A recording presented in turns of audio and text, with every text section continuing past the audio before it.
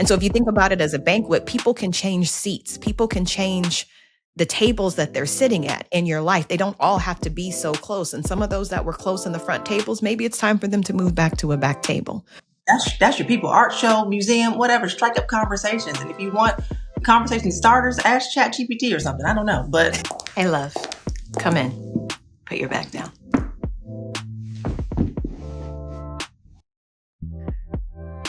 Soulmates, twin flames, your person, the one, you complete me. All of these phrases are connected to what comes up when people think about finding their romantic partner, where they think about finding the one that's supposed to be just made for them. Here's the thing about that. That's a lot of pressure for one person to have. That's a lot of pressure for one person to hold. And that is a burden that often breaks down the beauty of the act of love. That burden can become so heavy that love isn't enough in that relationship. And so I want you to consider this. What if your soulmate, the one you are waiting for, the one that completes you, is you? What if you are the person that you've been waiting for? What if you are supposed to be your first love? What if you are supposed to be your first priority? And everyone else gets to experience the overflow of you loving you. Now, how do we do something like that? Well, we decentralize love. A lot of times we have been conditioned, socialized to think that deep care and that deep love has to come from another person so we can feel whole. What if that care, love, and that feeling we're looking for starts with us and emanates out? And so it includes a romantic partner. It includes intimate friendships with really close friends. It includes community that you have something in common with. So no one person has to hold this burden. It becomes a true community of care, with you in the center. And so today I want to get into that and unpack that a little bit with my good friend. You've seen her on a couple of other episodes, and she is truly the person that put me onto what decentralizing love can look like. Miss Janine Bell. hi. Hey, boo.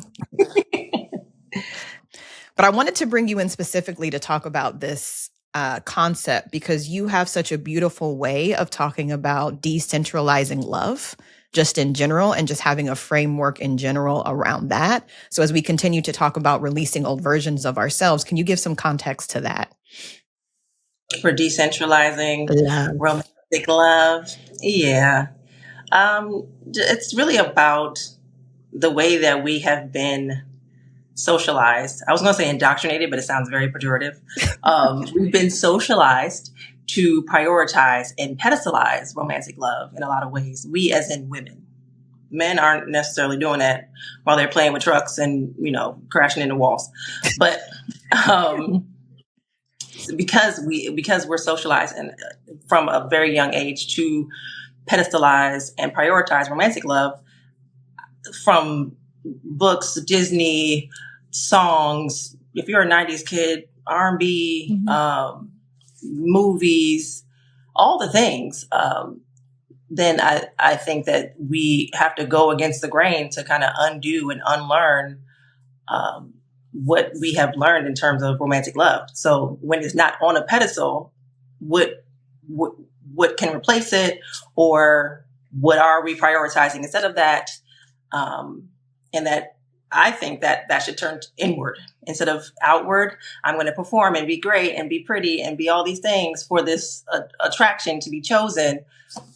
It can turn into, let's choose ourselves. What does that look like? How do we take care of ourselves without thinking about the male gaze or not thinking about how it's received from someone else, just more so the self. And that's really, I think, all that matters. And then from that place, I believe, and tell me if I'm going too far, but that's a place of a true attractiveness when like moth to a flame type of attractiveness, not I'm attractive for you, but me being in my my highest and best in my light is actually attractive. That's just a byproduct. It shouldn't be the goal of just being a great person, being badass, being phenomenal, achieving, getting the degrees, all the things. But I want to lean more into this decentralizing love piece, because oftentimes we do put so much pressure, so much energy, so much effort, so much thought, so much assumed need into having a partner, a romantic partner specifically, right? And in a lot of ways, often our romantic partners, consciously or unconsciously, become the person who's supposed to heal all of our wounds, right? If mom didn't give me a certain level of nurturing or care or respond to me in a certain way, on some level, we look for that in our partner. So if we're sad and we come to them and they don't respond as quick, or they don't say just the right thing, it hits and attacks and triggers an emotional need in us. If there's a father wound connected in there and a partner responds in a very specific way, it's like, I need you to meet the need that I wasn't getting when I was a kid. And it's natural, but it's not fair. And so I think there's so much pressure that gets put on this romantic person that you deeply care about, that you love, that y'all chose each other. They cannot and should not be your all in all and your everything. You should first be able to turn and be like, I am my soulmate. I am my best catch. I am the one I've been waiting for. Everyone else I'm with, they're icing on the cake. And I know that's much easier said than done in a lot of spaces. But what I want to unpack and get into a little bit more is when you do have part of decentralizing love means one person doesn't hold that whole burden, right? And so you can accept and love and appreciate the partner that you have for what they're actually bringing to the table, not necessarily unhealthy expectations. And you can do a very real and healthy assessment of what they do and what they don't bring, and then decide, do you still want to be in that partnership? Because if you are with someone and there are 2 or 3 core needs they are not meeting for you, but there are 3 or 4 other core needs they are meeting, the question becomes, do I leave this person, or do I accept this person can meet these 3 or 4 core needs really well, and these 2 or 3 they're never going to meet? Let me stop making them meet them. And let me turn to my community. Let me turn to my sister friends. Let me turn to my family. Let me turn to whoever else I turn to get those needs met. There's a lot of intimate relationships that are not sexual, but it's just intimate friendships that can also meet those types of needs. And so everyone can play their part. Proper expectations can be set and met at the same time. So talk to me about your thoughts around all of that, because I gleaned that from having multiple conversations with you. Yes, and yes to all of that. Okay. That highly resonates. And it makes me think about how when you talk about needs being met, just being clear on what your actual needs are, as a person, and what you learn over time through your relationships, romantic, platonic, familial, all the things. So you're also always evolving. So knowing what your needs are and how they may shift over time, but knowing what they are and knowing how they can be met. So it doesn't have to be the partner is the main one and then everything else is met around it. You are your first partner. Right. You are your primary partner, and you're getting your needs met in many different ways through your, let's say, solar system, all the planets. Let's give a metaphor. All the people in your life are meeting your needs, and hopefully you're meeting people's needs reciprocally. Mm-hmm. Is that the word? You got it. It is today. Okay. Yeah. So, because love it can be focused on romantic. Love is an energy that exists in and around and through everyone, and it exists everywhere for everybody. So this one person is not the main cog in the machine. Mm-hmm. You are the cog. You are the one who over time recognize that I need to laugh, or I need to have deep conversation, or I need whatever your needs are. Once you learn that over time, then you're figuring out who fits in my life and who doesn't. I'm going to keep going with this solar system metaphor. Metaphor? Analogy? Metaphor? We'll go with metaphor. All my English folks, let us know if we use the right word or not. Because there's something very beautiful around recentering yourself as the center of it and that being okay. And then everyone, like, what role are people playing as it relates to supporting the needs that you need to get met? And then also, where are you in someone else's simultaneously, where are you and how are you supporting in someone else's solar system? So when you look at it as a solar system, though, it means everything that you're learning from each relationship is supporting you in another relationship. What you're learning about in terms of conflict as it relates to one particular girlfriend or homeboy or whatever, you can then take those lessons and that growth and use it in other parts of your life where you are realizing where I need certain boundaries as you're engaging and interacting with family members.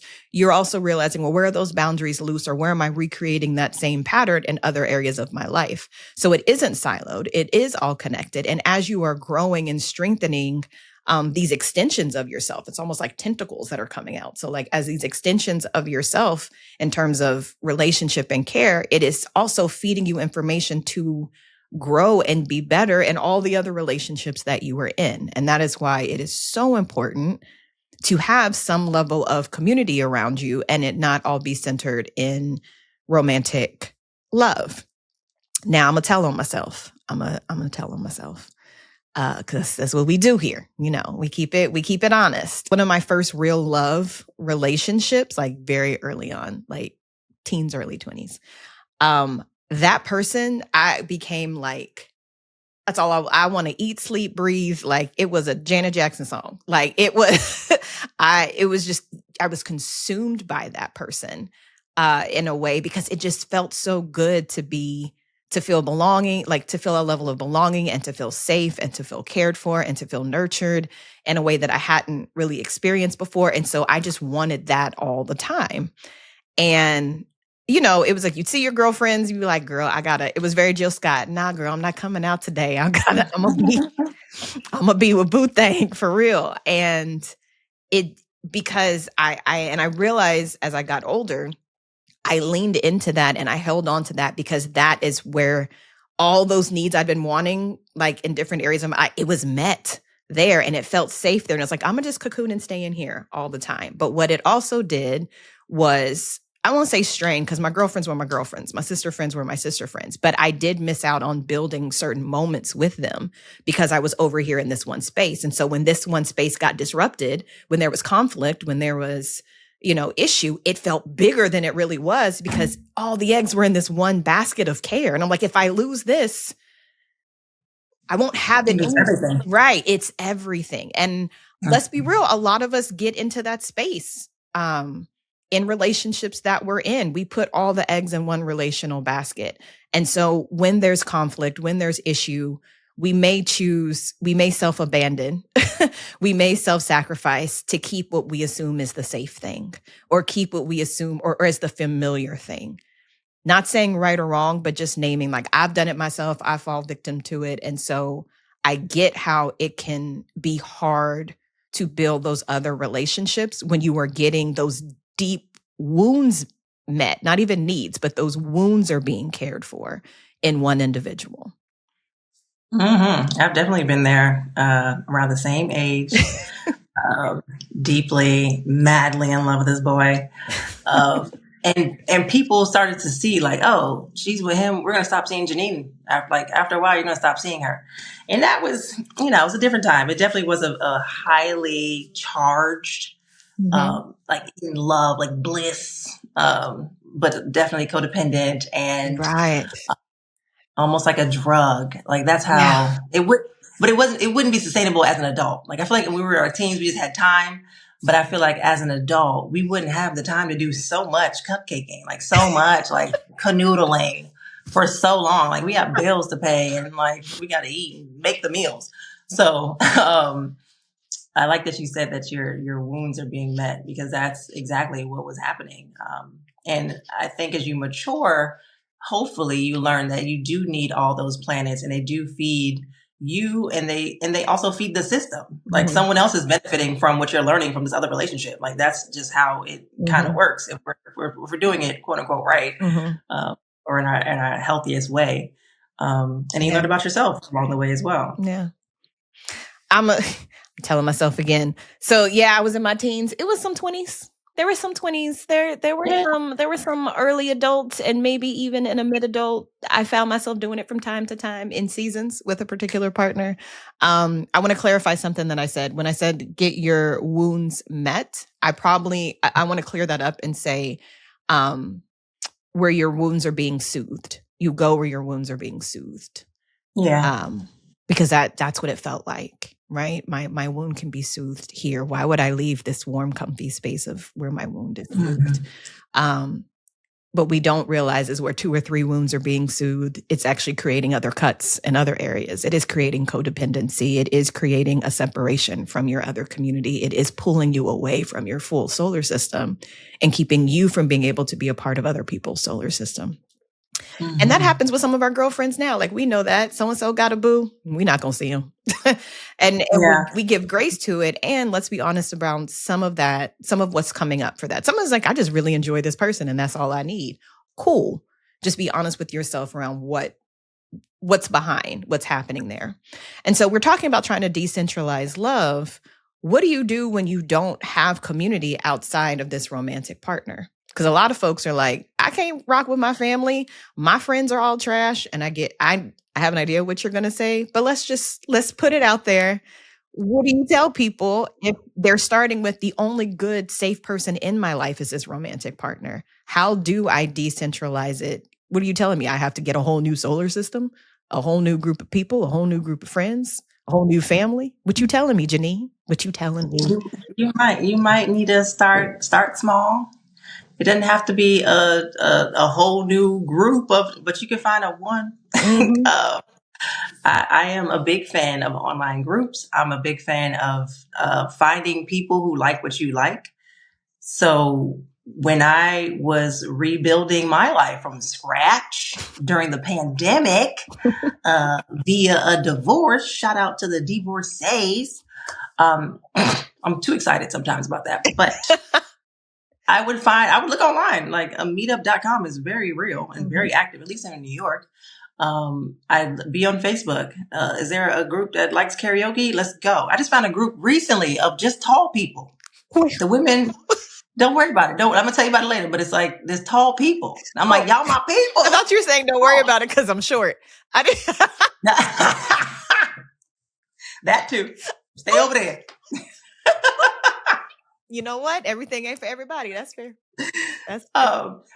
So yeah, find your people. Like since you are the primary partner, what do you like? Yeah. And go find the people who like the same thing. It could be hiking groups. It could be, I'm just naming out my things, karaoke. It could be roller skating, whatever it is. Like find the thing that you actually like and then go to the event where there are people who like, y'all have a baseline of compatibility to some degree. If you're at the same thing on purpose for the same event, that's your people. Art show, museum, whatever. Strike up conversations. And if you want conversation starters, ask ChatGPT or something. I don't know, but get in the game, get on the field. Like really, if you are starting from nothing, because there are people who are starting from nothing. It's a very lonely place, a very scary place, just know that you got your back no matter what. And you can find your people, just figure out what your interests are and like literally look online. And go to a cafe, hang out, see who comes in, who seems interesting, like their outfit, comment, and just strike up a conversation. That's the community part is huge for all relationships, whether it's romantic, family. You need outsiders. And they become your core people over time, over like figuring things out, seeing what works.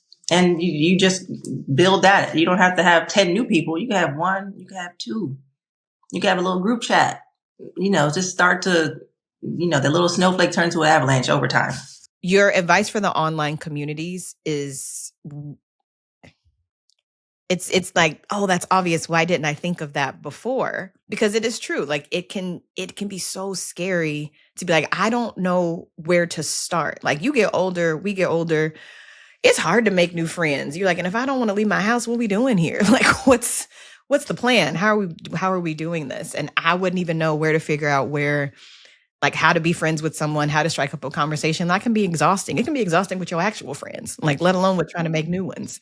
And so to start, to have your inroads be with something that you already have in common with other people, it is like a beautiful social hack. Like go do the thing that you love doing already and with other people who already love doing it. So even if you don't like any of the people, it's still a win because you got to do the thing that you enjoy.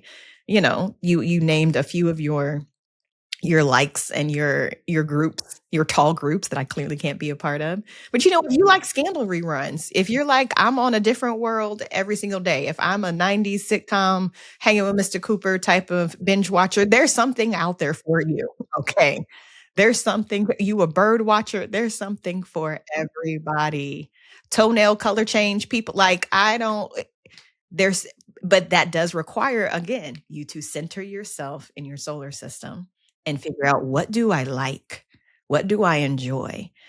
And when you are figuring that out, the silence can be a little unnerving. And so this is something you can do to help support in that silence until the silence can become more comfortable. Ask yourself like you're dating yourself. When we get to know someone else, we are all in like, oh, tell me about yourself. What's your sign? What do you do? Do you like, do you prefer the rivers or the mountains? Do you prefer the ocean or the sand? Like we get into all kinds of questions when we're trying to meet somebody. Oh, is that your favorite color? That's interesting. What did you like growing up? Do you like ice cream? What kind of ice cream? You lactose intolerant? Like we get so curious about the person we're interested in. Get interested in yourself. Start dating yourself and ask those questions of yourself. And then go onto those online communities that Janine spoke about and find your tribe and find your people. And it's okay if they're just for a season. Everything doesn't have to be forever. You may be like, oh, that was real fun. That kind of, build some of my muscles around interacting with other people and building new relationships. Now I feel more comfortable about doing that in other spaces. Or you might meet one or two people, because everyone is not monolithic. They like, underwater basket weaving just like you. They also love nachos. Oh my goodness, let's go do Taco Tuesdays. I didn't know you like nachos and underwater basket weaving. Now you have a friend that does two things. But it does have to start somewhere. And when that happens, you literally are building out your chosen solar system, which is beautiful. And you start to learn your expectations and other people's expectations, and you get to accept those or reject them. And you really get to start crafting and creating the life that you want, that works for you, that's aligned with your needs. And we're not negating or taking away all of our adult responsibilities and familial responsibilities and bill responsibilities, because bills are rude. They come every month. They're extremely needy. We're not negating any of that. We're talking about building core community and relationships, which can give support and care while you're navigating the scam that is adulthood. That's what we mean. Okay, so for someone who is listening and they're like, all right, I'm going to get online. I'm going to try and put myself out there. What do I do about the people that are currently in my life that like, they've just been in my life my whole life? I can't just cut them off. I can't just be done with them. How do I interact with them now? Let me preface this by saying I learned a lot. And some of the things that I've said already, I learned a lot from the non-monogamy community. Okay. So when I say you're your primary partner, that's because non-monogamous people have several partners. Now, this other one I'm about to say is in reference to your question. So people in your life who are there, who've been there a long time, whatever, it's really about rearranging their access or rearranging their position in your solar system. Mm-hmm. The word I was going to use, I almost forgot it. Oh my gosh. The word I was going to use was de-escalate. So you're de-escalating their priority in your life. So the same way of a ex-lover of mine is like now a friend. We just de-escalated. You're not cut out of my life. We're just different from what we were before. So that friend that always call you with drama, maybe you don't answer every single time. Or you cut it off like I gotta jump in 10 minutes. What's up? Or you have to kind of curate and adjust the dials on access. I like that. So adjust. You know what's going? You're like, I needed that one. That was for me. That was good. Which takes some tact. We're not saying be nasty, be mean, or even say it outright. Like, I'm de-escalating our relationship. You don't have to say all that because you are your primary partner. This is between you and you. You decide who needs to adjust and shift and be pushed back a little bit, who's coming in a little closer. You get to dictate what that is for you. And once you realize, like, oh, you're a little too toxic, or you gossip too much, or you feel like a warm hug, like you becoming closer, that like you get to adjust all the dials and who gets access to you, because you are your primary part. You are your main priority in everything. So if the you don't feel right about certain interactions, you just minimize them. It doesn't have to be black and white. You find your gray. You find what works in a way that, if you want to maintain that relationship, That's if you want to keep it. Do you want to Right. keep the relationship? Do you want to keep it? Do you need to keep it? Yeah. And maybe hand holding with a therapist or a coach might help through deciding what are the standards, or what keeps people around, or what's keeping you there. That's a whole different conversation. But do you want them around or not? If you do, you can adjust how much access they have to you or how much you interact with them. I think that's a great start. Right. The visual that comes to my mind with what you're saying is like you're at a banquet, like an event.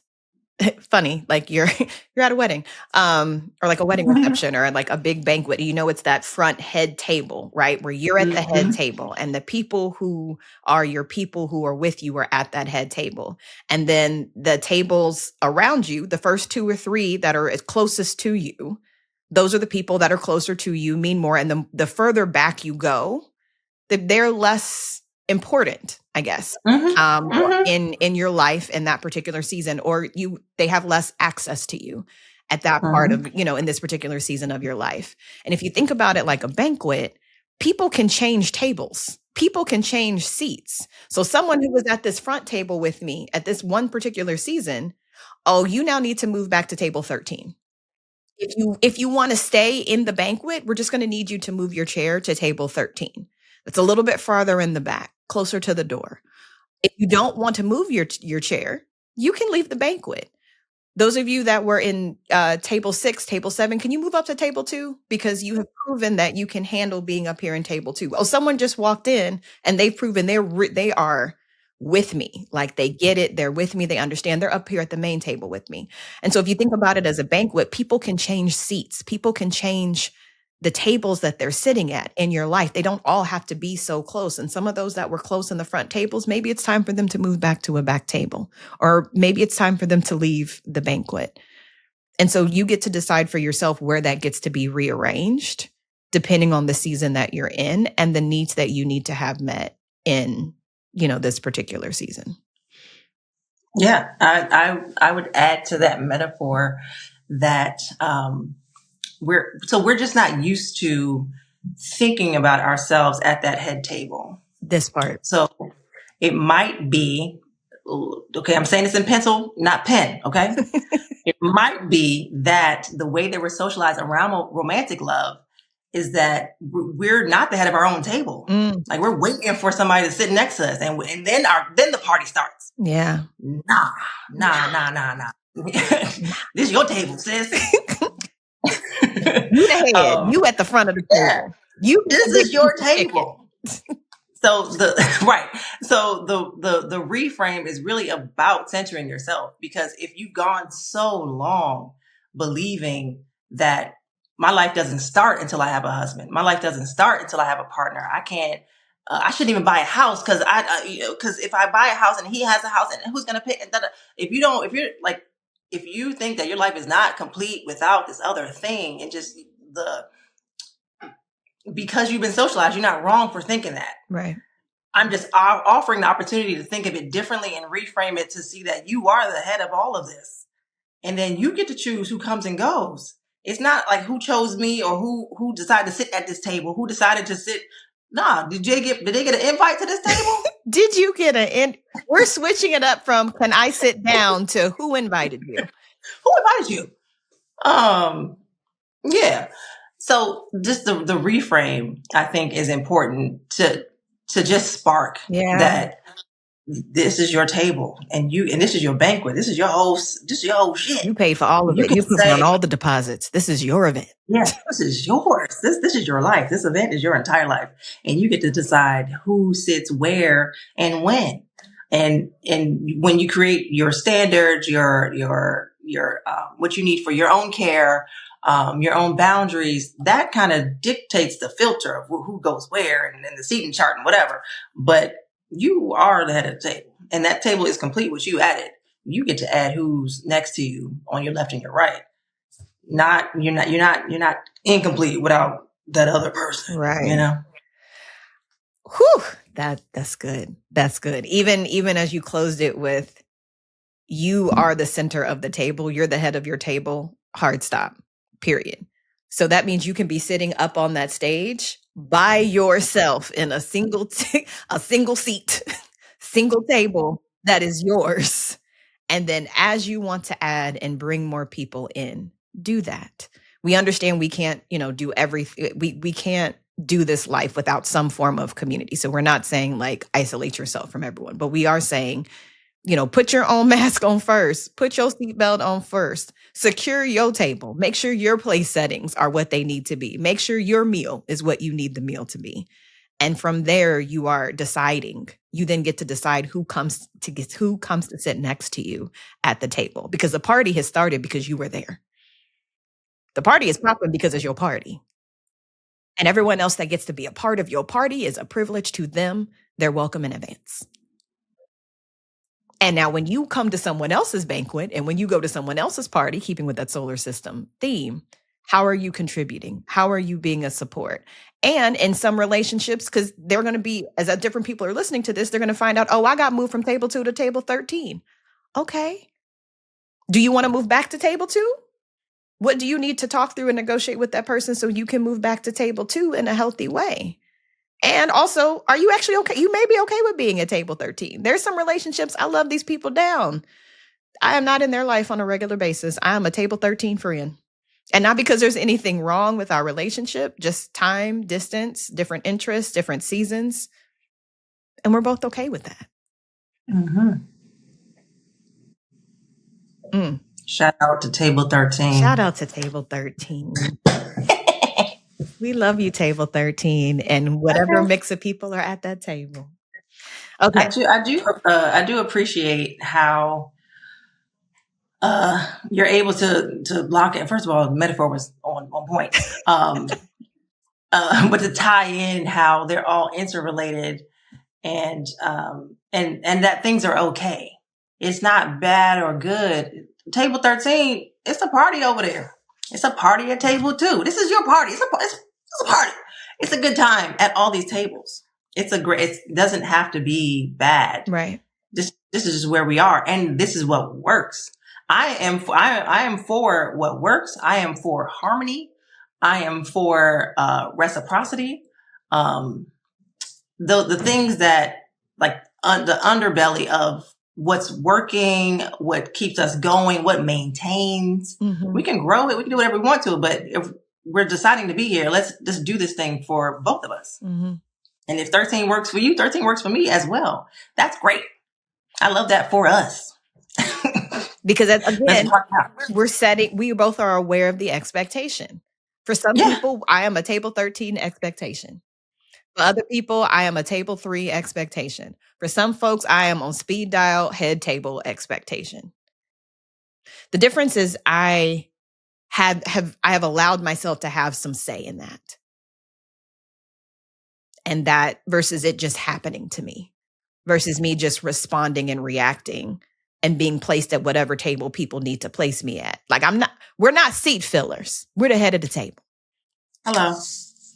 And we've been acting a lot of the time, if we are the strong friend, if we're the go-to, if we're the fixer, if we're the anchor, we've been acting like the seat filler. Wherever there's a missing seat, okay, we'll just plop in there. We'll make do. Not boo, you the head table. Be head table energy. All 2026, head table energy. Your party. Your party. Your party. Okay. And I love that. and it helps you, this process, this concept, this thought does help you to decentralize romantic love. And then it allows you to see how full your full life is, with or without a romantic partner, with intimate friendships, with caring mentors, with family, if the family's healthy, chosen family, if you've also decided to go that route, and you, with pets, with plants, with purpose, all the P's, with whatever is helping fill your life, people, plants, purpose, all those. All those things. And that is the beauty and the gift that comes with decentralizing love. So if this has resonated with anybody, I want you to really take a moment and think about, one, where am I putting too much pressure on one or two people to soothe wounds that are meant for me to work through? Two, where can I start expanding my solar system? How can I start meeting up with other people who have common interests as me to build out my solar system, to spread out that expectation and spread out that care? Three, where can I do an assessment of where I can be a better person in the solar systems that I am in? And four, let me do an assessment of my my banquet, of my banquet hall. Who's at what table? Do we need to rearrange some tables? Do we need to rearrange some chairs? Do we need to ask security to kindly remove some people for a short period of time, either for a timeout, or they can be let back in this building? But you get to determine these things, because as all of these things are being built, what you are caring for is your first love, which should always be you. You should always be, and you get to always be. And I believe you will be your first love. Thank you for watching. Thank you for listening. Thank you for however you consume this. Janine, thank you so much for your time and your care. Come back for part 1 or 2, because I'm not really sure what order we're putting this in. Where we talk about breaking up with ourselves, because everyone should get divorced. Divorcing old versions of who you are. Let me be very clear about that. Divorcing old versions. Stay tuned. Come back. Put your bag down. Drink some water. Take a nap. Say no. See you soon.